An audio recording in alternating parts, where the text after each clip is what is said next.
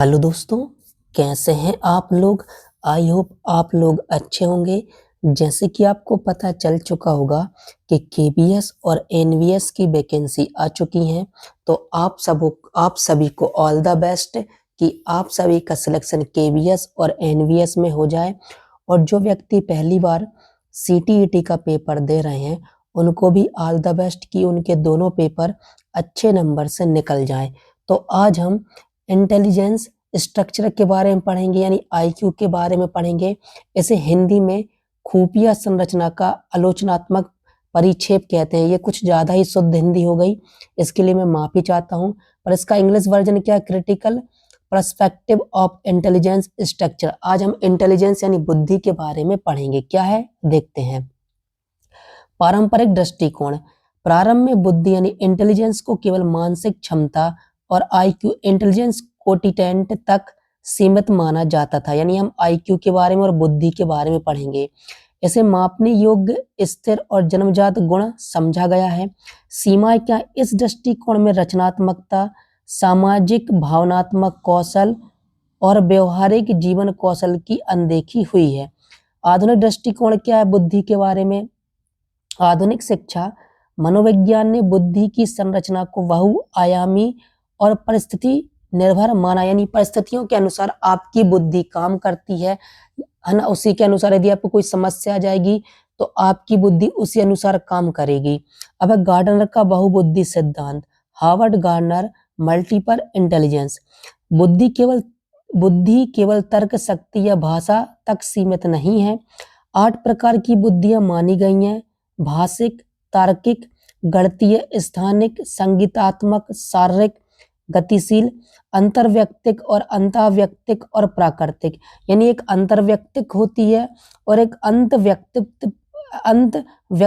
होती है। हम सभी के बारे में पढ़ेंगे। और आलोचना क्या है? स्पष्ट मापदंड नहीं है, शिक्षक को व्यवहार में कठिनाई होती है। कई बार जब हम बच्चों की बुद्धि को नहीं समझ पाते हैं तो उनको किसी चीज को समझाने में या उनमें सृजनात्मक विकास करने में क्या होती है, टीचरों को समस्या जाती है। स्टर्नबर्ग का त्रिक सिद्धांत।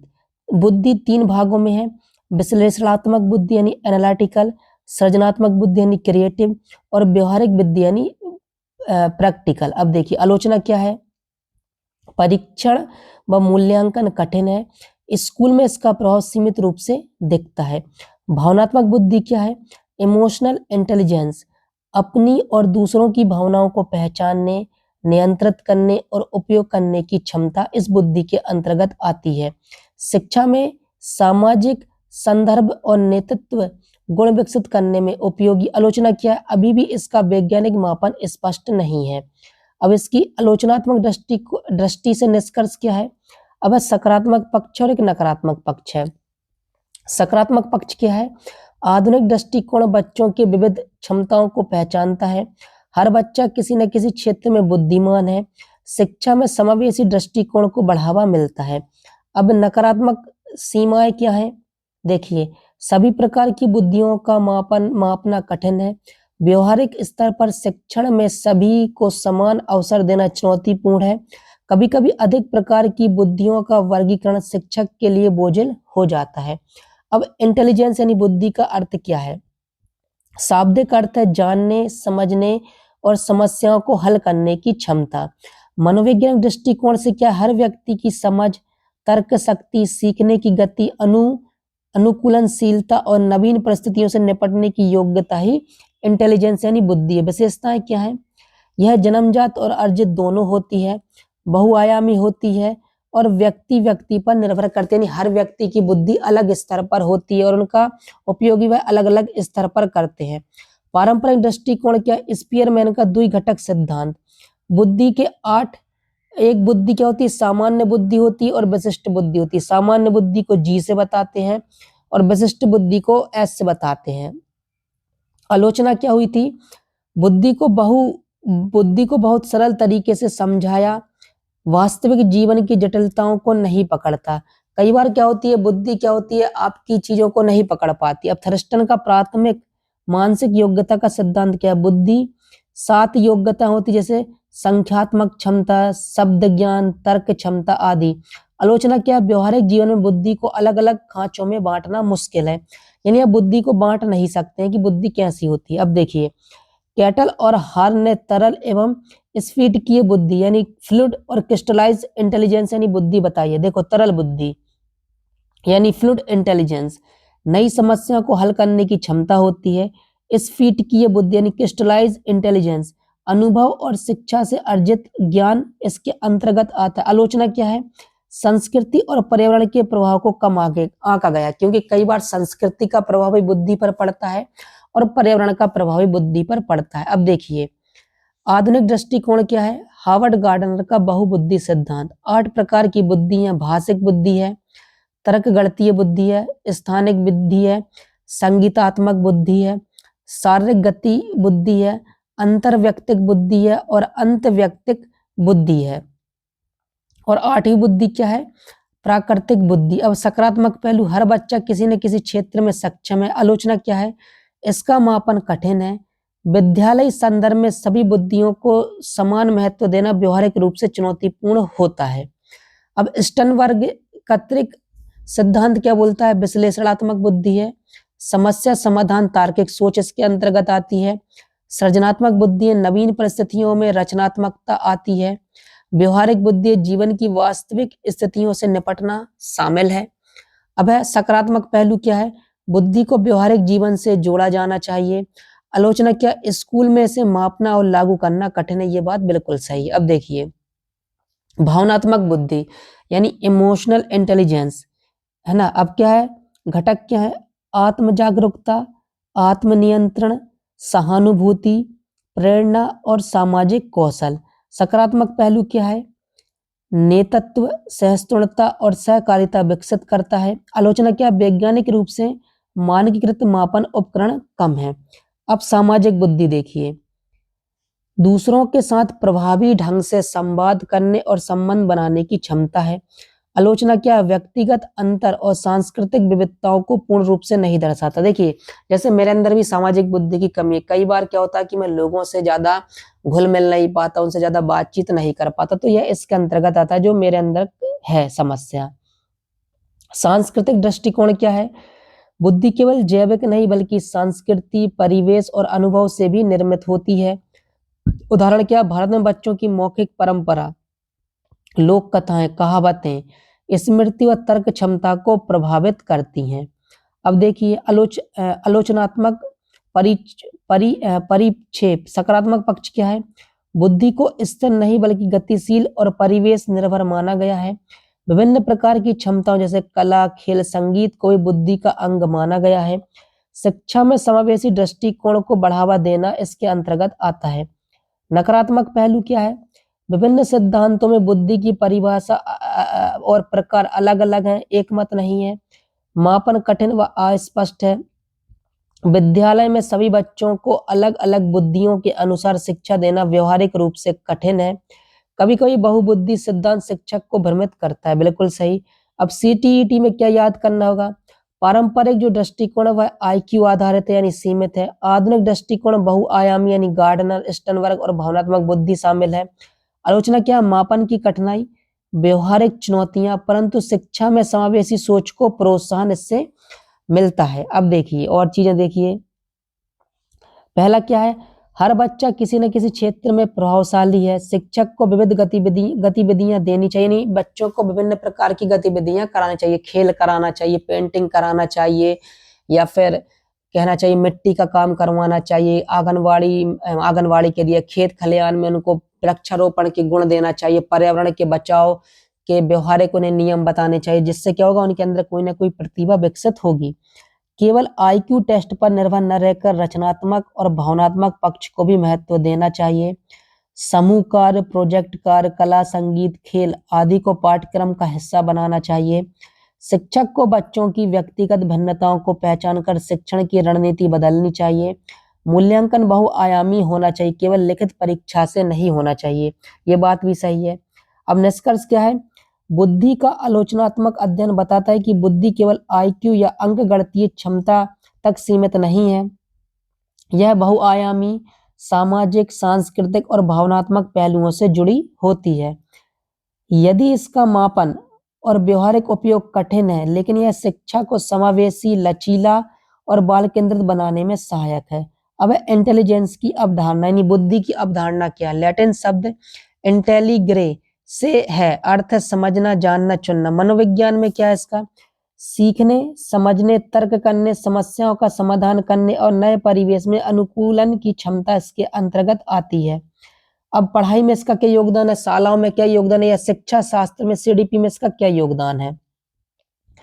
बुद्धि का मतलब केवल परीक्षा में अच्छे अंक लाना नहीं, बल्कि जीवन में सफलतापूर्वक समस्याएं हल करना और सामाजिक योगदान देना शामिल है।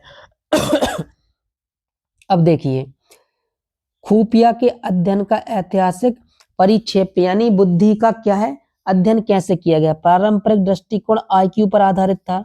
गैल्टन क्या मानते थे? बुद्धि जन्मजात है। विनेट और साइमन क्या बोलते थे? बुद्धि मापन का पहला वैज्ञानिक प्रयास किया गया। टर्मन क्या कहते थे? जो आईक्यू है मानसिक आयु भागत वास्तविक आयु गुणित, और इन्हीं ने बुद्धि मापन का क्या दिया था? सूत्र दिया था। सीमा क्या है? केवल संज्ञानात्मक पक्ष यानी कोग्निटिव एस्पेक्ट पर जोर देना, अन्य क्षमताओं की अनदेखी करना इसमें शामिल। अब देखिए, वैज्ञानिक दृष्टिकोण क्या है बुद्धि के बारे में? स्पीयरमैन ने 2 घटक बताए, जी और एस यानी सामान्य कारक और स्पेसिफिक यानी विशेष, है ना। थर्स्टन का समूहकारक सिद्धांत भी है। गिलफोर्ड का संरचना बुद्धि मॉडल भी, जिसमें 150 प्रकार की क्षमताएं बताई गई हैं। कैटल और हान का तरल और स्फीट की यानी फ्लूइड और क्रिस्टलाइज बुद्धि बताई गई है। सीमा क्या है इसकी? यानी सिद्धांत बहुतकनीकी और संकीर्ण शिक्षा के व्यवहारिक पहलुओं से दूर है। अब देखिए आधुनिक दृष्टिकोण, बहुबुद्धि सिद्धांत हार्वर्ड गार्डनर 1983 में दिया था। देखिए, बुद्धि बहुआयामी है। 8 यानी बाद में 9वीं बुद्धि भी इसमें जोड़ी गई। 8 क्या है? भाषिक है, तर्क गणितीय है, स्थानिक है, संगीतात्मक है, शारीरिक गतिक है, अंतर्व्यक्तिक है, अंतव्यक्तिक है, प्राकृतिक है ना। और 9वीं क्या थी? अस्तित्वात्मक, जीवन का अर्थ या दर्शन। विशेषता क्या है? हर बच्चा अलग अलग प्रकार से बुद्धिमान है। वैज्ञानिक परीक्षण और मापन कठिन है, इसकी आलोचना। अब स्टनबर्ग ने क्या दिया था? स्टनबर्ग ने 3 प्रकार की बुद्धि बताई थी। विश्लेषणात्मक बुद्धि, जिसमें समस्या समाधान शामिल है। सृजनात्मक बुद्धि, जिसमें नवीन विचार उत्पन्न करना है। व्यवहारिक बुद्धि, इसमें जीवन की परिस्थितियों में सफलता प्राप्त करना है। विशेषता क्या है इसकी? जीवन की वास्तविक स्थितियों से जुड़ाव। आलोचना क्या है? मापन कठिन है, शिक्षक के लिए अनुपयोगी और जटिल है। अब भावनात्मक बुद्धि डेनियल गोलमेल ने दिया था 1995। बुद्धि केवल मस्तिष्क नहीं बल्कि हृदय से भी जुड़ी है। घटक क्या है? आत्म जागरूकता है, फिर है आत्म नियंत्रण है, सहानुभूति है, प्रेरणा है और सामाजिक कौशल है। कुछ चीजें इसमें बार बार रिपीट हो रही क्योंकि अब हम और डीप में पढ़ते जाएंगे। विशेषता क्या है? नेतृत्व, मित्रता और टीम वर्क में उपयोगी। आलोचना क्या है? वैज्ञानिक प्रमाण सीमित है। सामाजिक बुद्धि थॉर्नडाइक, दूसरों के साथ प्रभावी संवाद और संबंध बनाने की योग्यता।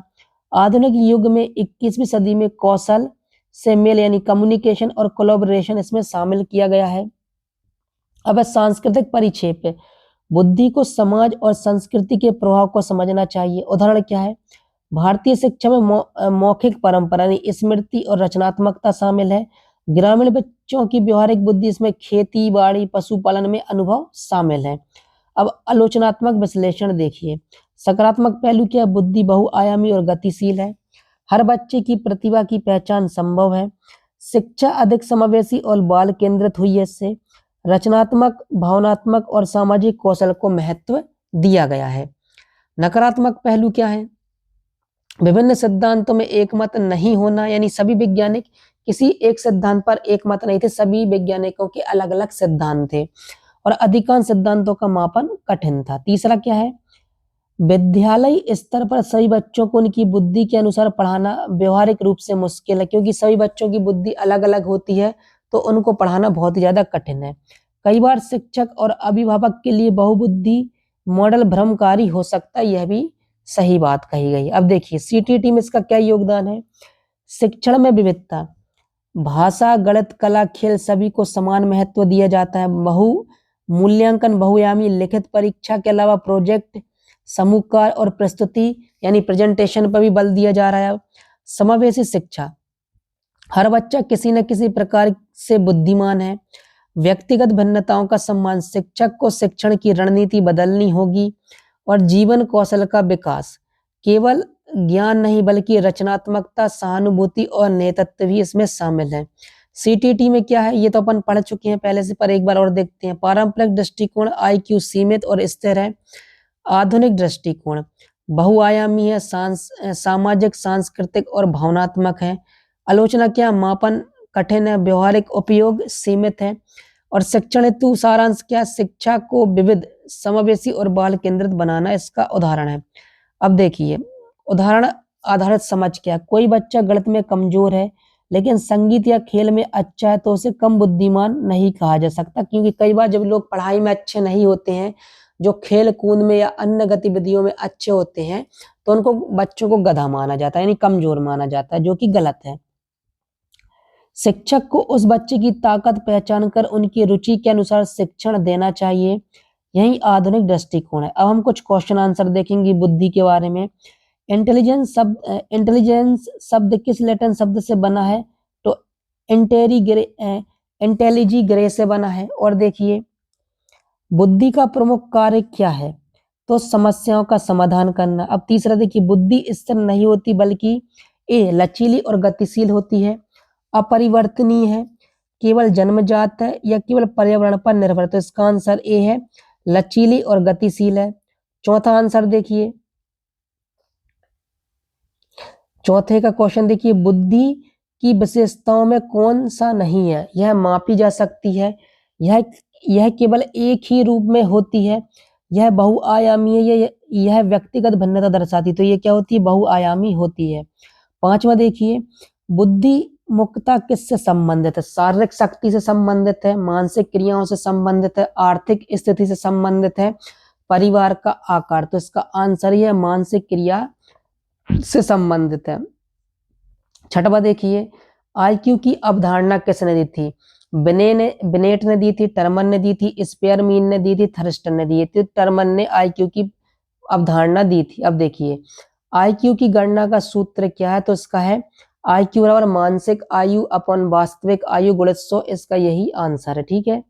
अब देखिए बुद्धि जी और एस किसका सिद्धांत है, थर्स्टन का है, स्पीयरमैन का है, कैटल का है, गार्डनर का, तो इसका आंसर ये किसका आंसर, इसका आंसर है स्पीयरमैन का ये सिद्धांत है, जी और एस, सामान्य बुद्धि और स्पेसिक बुद्धि। अब देखिए नौमा, प्राइमरी मेंटल एबिलिटीज का सिद्धांत किसने दिया, थर्स्टन ने दिया, गिलफोर्ड ने दिया, बिने ने दिया, टर्मन ने दिया, तो किसने दिया था, थर्स्टन ने इसका सिद्धांत दिया था। देखिए 10वां क्या है, 10वां है, थर्स्टन के अनुसार बुद्धि कितनी प्राथमिक मानसिक क्षमताओं में बनी है, तो इसका है A5, B7, C9 और D है 12, तो इसका आंसर है B7। तो दोस्तों यह इसका पहला पार्ट है। बहुत ही जल्द मैं इसके क्वेश्चन आंसर लेके आऊंगा और इसके बारे में और भी आपको वीडियो देखने के मिलेंगे। अब हम मिलते हैं अगले वीडियो में। नमस्ते दोस्तों।